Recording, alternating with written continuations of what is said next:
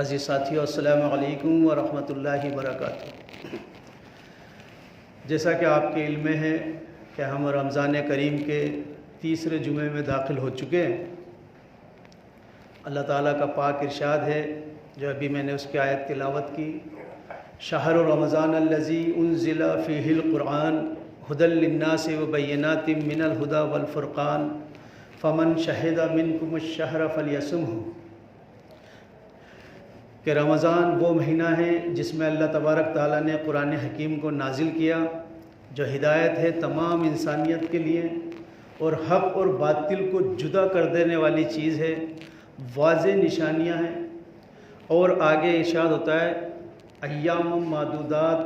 گنتی کے چند دن ہیں، اس میں بھی کوئی تم میں سفر میں ہو یا کوئی مریض ہو تو وہ دوسرے دنوں میں گنتی پوری کر لے، کیونکہ اللہ تعالیٰ آسانی چاہتا ہے، اللہ تعالیٰ تنگی نہیں چاہتا ہے۔ وَلِتُكْمِلُوا الْعِدَّةَ وَلِتُكَبِّرُوا اللَّهَ عَلَىٰ مَا هَدَاكُمْ وَلَعَلَّكُمْ تَشْكُرُونَ، اور تاکہ تم گنتی پوری کر لو بعد میں، اور تمہارے اندر وَلِتُكَبِّرُوا اللَّهَ عَلَىٰ مَا هَدَاكُمْ، اللہ کی کبریائی کی ہدایت تمہیں مل جائے، وَلَعَلَّكُمْ تَشْكُرُونَ، اور تاکہ تم شکر گزار بندے بن سکو۔ سورہ بقرہ کی آیت نمبر 85 ہے، 185۔ رمضان ایک ایسا پڑاؤ ہے جس میں انسان تازہ دم ہو کر زندگی کا اگلا سفر شروع کر سکتا ہے۔ واقعہ یہ ہے کہ زندگی بہت تیز رفتار سے جا رہی ہے، ایک ایک دن ہماری عمر کا کم ہو رہا ہے اور ہم اپنے انجام کے نزدیک پہنچ رہے ہیں۔ اور یہ سفر میں آپ دیکھیں گے کہ برائیوں کے جھاڑ جھنکار، شیطان کی دعوت ہر طریقے سے انسان کو اپنی طرف کھینچ لینا چاہتی ہے، تو انسان اس سفر میں تھک جاتا ہے تو وہ کہیں بیٹھتا ہے، اسے کہیں پڑاؤ ملتا ہے، پھر وہ آگے بڑھتا ہے نیا تازہ دم ہو کر۔ اسی طرح اللہ تبارک تعالیٰ نے ہمیں ہماری زندگی میں رمضان کا مہینہ دیا کہ اگر اب بھی آپ رجوع کرنا چاہیں یا اپنے حالات پر نظر رکھ کر اس کی اصلاح کرنا چاہیں، یا دل بھر گیا ہو ان سب چیزوں سے، تو ادھر آ جائیے۔ ایک فرشتہ آواز لگاتا ہے جیسے ہی رمضان شروع ہوتے ہیں، جہنم کے دروازے بند کر دیے جاتے ہیں، جنت کے دروازے کھول دیے جاتے ہیں، ایک بھی دروازہ ایسا نہیں رہتا جہنم کا جو کھلا ہو، اور آواز لگانے والا آواز لگاتا ہے کہ اے خیر کے طالب آگے بڑھ اور اپنی مغفرت کی طرف جا، اور اے شر کے طالب باز آ۔ رمضان شروع ہوتے ہی آواز لگائی جاتی ہے، سرکش شیاطین زنجیروں میں جکڑ دیے جاتے ہیں۔ اور ایسے ماحول میں بھی اگر ہمیں وہ قوت نہیں مل رہی ہے جو مطلوب ہے، تو پھر ہمیں سوچنا پڑے گا کہ ہماری زندگیوں میں کتنے رمضان گزرے اور اس سے ہمیں کتنا فائدہ ہو۔ دیکھنے میں آتا ہے کہ روزے رکھ کر بھی باطل کام، جھوٹ بولنا، غیبت نہیں چھوڑی جا رہی۔ آپ صلی اللہ علیہ وسلم کی صاف واضح حدیث ہے کہ اگر روزے رکھ کر بھی اگر یہ باطل کام ہو رہے ہیں تو اللہ تعالیٰ کو تمہارے روزوں کی کوئی ضرورت نہیں۔ جہاں ایک طرف تو ہمیں اپنے روزوں کو مضبوط بنانا ہوگا، زندہ بنانا ہوگا، طاقتور بنانا ہوگا، جسے ہم اپنی نمازوں کو بناتے ہیں، کہ ہم روزے بھی رکھیں اور ہمیں ملے بھی کچھ نہیں۔ آپ صلی اللہ علیہ وسلم فرماتے ہیں بعض روزے دار ایسے ہیں جو دن بھر روزے رکھتے ہیں لیکن ان کو فاقے کے سوا کچھ نہیں ملتا، اور بعض قیام اللیل کرنے والے ایسے ہیں، راتوں کو کھڑا ہونے والے ایسے ہیں کہ جن کو صرف رت جگہ کے سوا کچھ نہیں ملتا۔ تو عبادت کو ضائع کرانا یہ شیطان کا دوسرا کام ہے۔ پہلا کام تو یہ ہے کہ وہ بندہ مومن کو اللہ کی طرف آنے ہی نہ دے، وہ نیکی کرنے ہی نہ دے، اور ہمت کر کے اگر وہ بندہ نیکی کر لیتا ہے تو پھر دوسرا کام اس کا ہوتا ہے کہ اس نیکی کو زائل کر دے، اس کو برباد کر دے، اس کو ختم کر دے، اللہ تعالیٰ کا مطلوب نہیں ہو۔ تو ہر شخص اس میں غور کرے کہ کس طرح اس کو شیطان کی دعوت کا سامنا ہے۔ جب ہم روزے رکھ لیتے ہیں اور اپنی روح کو بیداری، اپنی روح کو تڑپ ملتی ہے پھر جب ہم شام کو قیام اللیل میں کھڑے ہوتے ہیں، چونکہ رمضان کا مہینہ وہ ہے جس میں اللہ تعالیٰ نے قرآن حکیم نازل فرمایا. روزے تو فرض ہوں گے مدینہ جا کر، پورے مکے میں آپ نے 10 سال محنت کی ہے، یہاں پر بھی رمضان تھا، لیکن رمضان کی اہمیت قرآن کی وجہ سے تھی کہ قرآن یہاں پر برابر نازل ہو رہا تھا. شہر رمضان الذی انزل فیہ القرآن ھدی للناس وبینات من الھدی والفرقان، کہ رمضان وہ مہینہ ہے جس میں ہم نے قرآن نازل کیا. جتنی بھی آسمانی کتابیں ہیں سب رمضانوں میں ہی نازل کی، اور ہدایت ہے، واضح نشانیاں ہیں لوگوں کے واسطے، تمام انسانیت کے واسطے. اچھا، جو اس میں روزے دار ہیں ان کے لیے پھر یہ دوہرا پروگرام ہے کہ دن میں تو روزہ رکھا جائے گا اور شام کو اس روح کی بیداری اور روح کی تڑپ کو لے کر اللہ کے حضور کھڑا ہوا جائے گا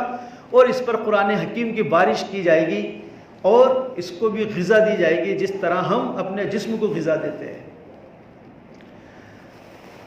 اللہ کے رسول صلی اللہ علیہ وسلم فرماتے ہیں، یہ حدیث میں نے بارہا سنائی ہے، گزشتہ 2 جمعوں سے کنٹینیو آپ کے سامنے رکھ رہا ہوں. من صام رمضان ایمانا و احتسابا غفر له ما تقدم من ذنبه،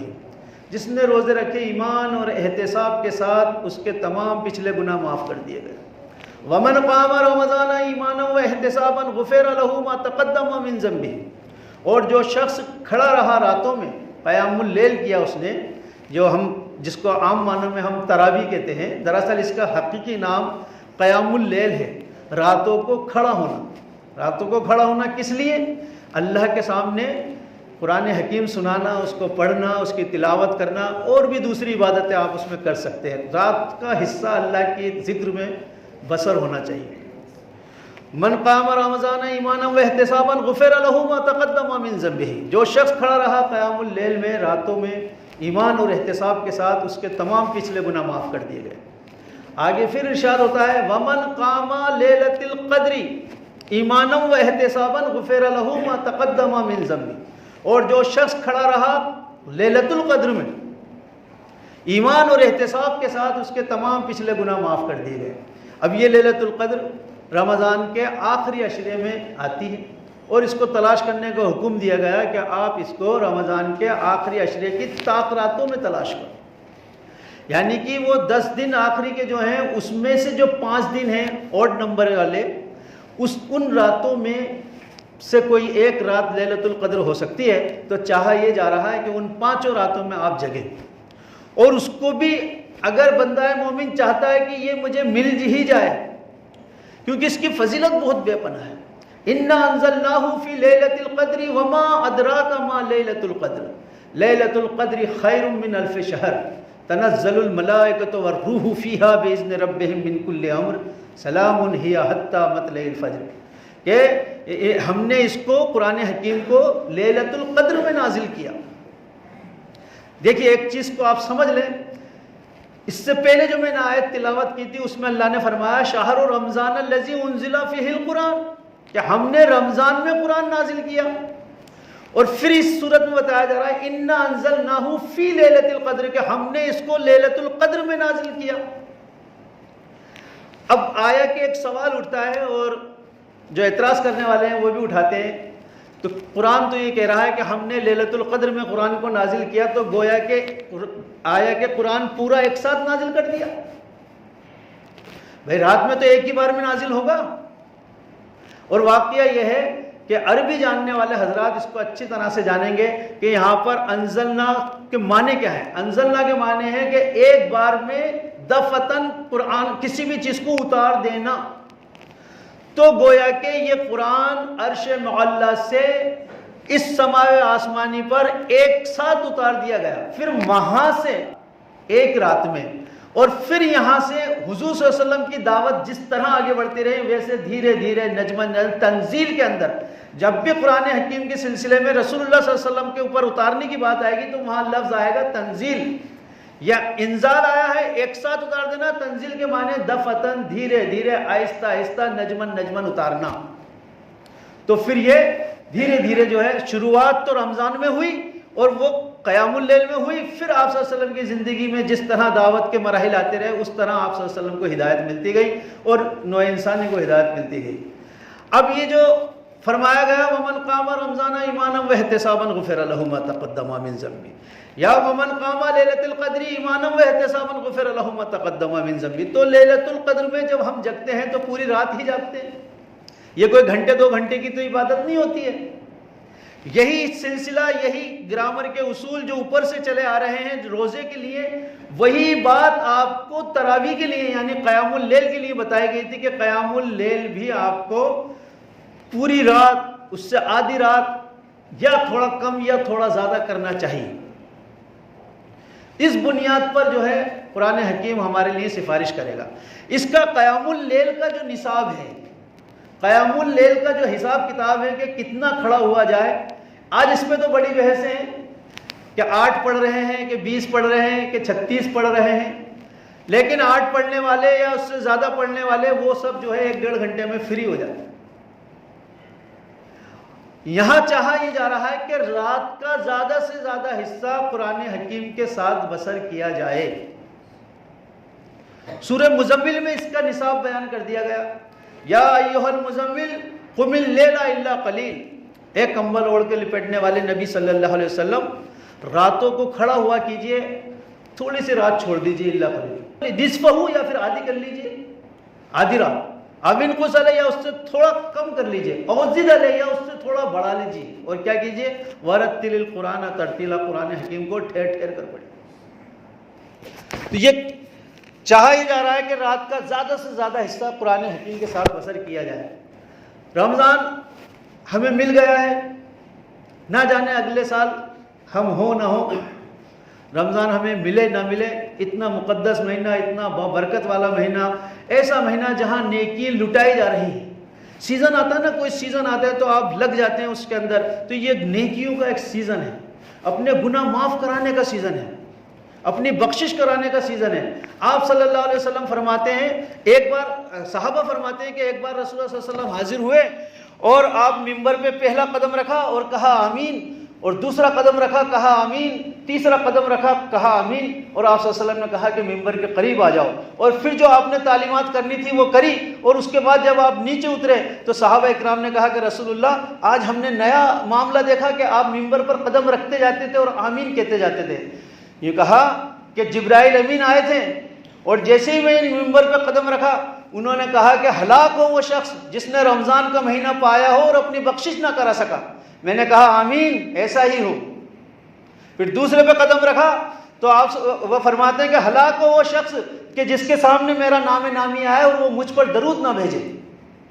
تو میں نے کہا آمین کہ ایسا ہی ہو۔ اسی لیے ہم اللہ کے رسول صلی اللہ علیہ وسلم کا جب نام آتا ہے تو ہم درود بھیجتے ہیں، اور سب سے چھوٹا درود صلی اللہ علیہ وسلم کہنا ہے۔ پھر آپ صلی اللہ علیہ وسلم فرماتے ہیں کہ تیسرے منبر پر میں نے قدم رکھا تو جبرائیل امین نے کہا کہ ہلاک کو وہ شخص جس نے اپنے ماں باپ کو بڑھاپے کی عمر میں پایا ہو، یا ان میں سے کسی ایک کو بڑھاپے کی عمر میں پایا ہو اور ان کی خدمت کر کے اپنی بخشش نہ کرا سکا۔ تو میں نے کہا آمین۔ تو عرض کرنا یہ ہے کہ رمضان کا مہینہ ہمیں اب پورے 11 مہینے بعد ہی ملے گا، لہٰذا اس کی قدر کیجئے اور اس میں جتنی عبادتیں ہوں اتنی عبادتیں کیجئے۔ جیسے جیسے رمضان بڑھتے ہیں ویسے ویسے لوگوں کا ذوق و شوق کم ہوتا جاتا ہے، لیکن یہاں پر ثواب میں اضافہ کر دیا جاتا ہے، لہٰذا اس طرف توجہ دیں، غور کریں۔ اللہ رب العزت کے لیے سنت سے زیادہ عمل کی توفیق عطا فرمائے۔ جن حضرات نے سنت ادا نہ کی ہو سنت ادا کریں۔